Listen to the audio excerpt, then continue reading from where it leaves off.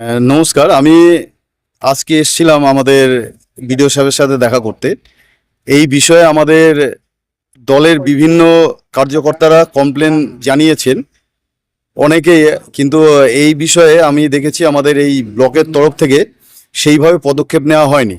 এর আগে আমি একবার এসে বলে গেছি, তো আজকে আমি ফাইনালি বলে গেলাম, একটা নির্দিষ্ট সময়সীমাও বেঁধে দিয়ে গেলাম যে যে কোনোভাবে এই তদন্ত করতে হবে। এবং ইতিমধ্যে আমাকেও কপি করে একটা কমপ্লেন আমি পেয়েছি, তো স্বাভাবিকভাবেই আমিও এই তদন্তের একটা অংশীদার, যে তদন্ত করতে হবে। পুরুষ লক্ষ্মী যেটা, আর এর সাথে আছে আপনার যুবসাথী, যেটা আমাদের একই একই অ্যাকাউন্টে, যেটা যুবসাথী এবং লক্ষ্মীর ভাণ্ডার একই অ্যাকাউন্টে যাচ্ছে। এক একটা অ্যাকাউন্টে 20টা 25টা 19টা। এর আমরা যেটা দেখছি এটা হয়তো খুব সামান্য, যদি সঠিক তদন্ত হয় তাহলে দেখা যাবে এর থেকে অনেক বেশি সংখ্যা, তাদের অনেক বেশি টাকা গেছে।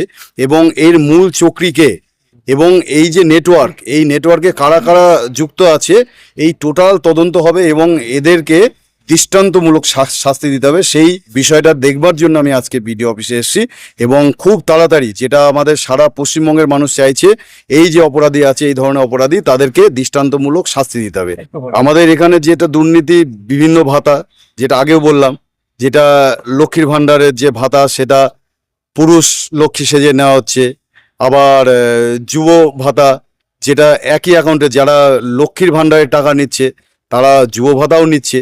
এই ব্যক্তিগুলোর বিরুদ্ধে যাতে প্রশাসনিকভাবে পদক্ষেপ নেওয়া হয়, সেই বিষয়টা আমি বিডিও সাহেবকে বলে গেলাম।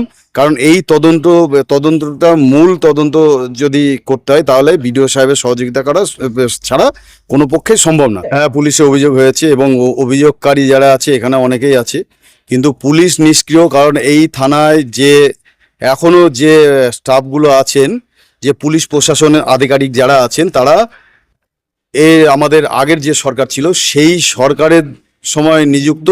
তারা পুরনো সরকারের টানছে, এবং তারা বলছে লিখিত অভিযোগ নেই, কিন্তু লিখিত অভিযোগ আমার হাতেই আছে। এই যে আমার লিখিত অভিযোগ থাকা সত্ত্বেও আমাদের এই ধুবুলিয়া থানা উপযুক্ত পদক্ষেপ নিচ্ছে না। সেই কারণেই আমি ব্যবস্থা গ্রহণ করবার জন্য আজকে আমি নিজে সশরীরে এসেছি। এখানে নাম আছে, এবং যার সাথে যারা জড়িত সবটাই তো আমরা বাইরে থেকে দেখতে পারবো না। তার জন্য ডিপার্টমেন্টাল এনকোয়ারি আমরা এখানে চেয়েছি। এটা পুরুষ লক্ষ্যের অভিযোগ।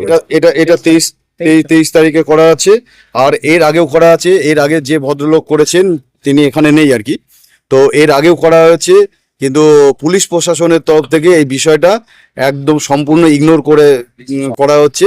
তো এইটা আমি নিজে দেখছি বিষয়টা, যাতে পুলিশ প্রশাসন পদক্ষেপ নেয়, এবং বিডিও সাহেব তার নিজের তাগিদে, অর্থাৎ এই তদন্তর দায়িত্ব শুধু বিডিও সাহেবের হাতে দেওয়া হয়নি, ডিএম সাহেবকে দেওয়া হয়েছে, এসডিও সাহেবকে দেওয়া হয়েছে, এবং এসপি সাহেবকে দেওয়া হয়েছে, আমি বিধায়ক আমাকে দেওয়া হয়েছে। তো এই তদন্ত মানে সমগ্র জেলার যে আধিকারিক আছে সকলের দায়িত্ব আছে। এই তদন্ত কারা এখানে দায়ী আছে, অপরাধী আছে, তাদেরকে খুঁজে পার করবার। কারণ আমি আজকে আপনার সামনে কথা দিয়ে যাচ্ছি, এই যে তদন্ত আজ থেকে যে শুরু হলো, আপনি ধরে রাখতে পারেন খুব তাড়াতাড়ি। আপনি যেটা শ্রীঘরে বলছেন, এটা বেশি সময় লাগবে না, খুব অল্প সময়ের মধ্যে এটা শ্রীঘরে যাবে।